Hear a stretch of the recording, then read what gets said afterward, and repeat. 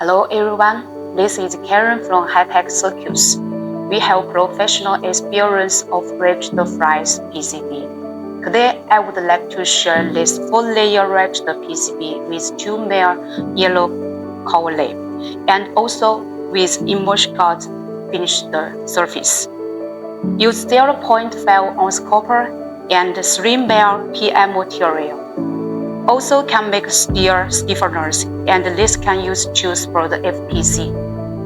In the middle of the rigid parts, there are many parts that can use to assembling kinds of components, and in the flex parts, this is pre-connecting load.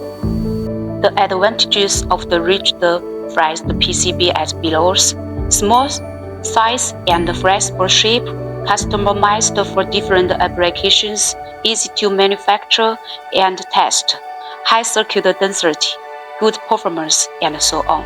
If you have any interest of our rigid fries PCB, please contact us by email. We look forward to working with you. Thank you so much.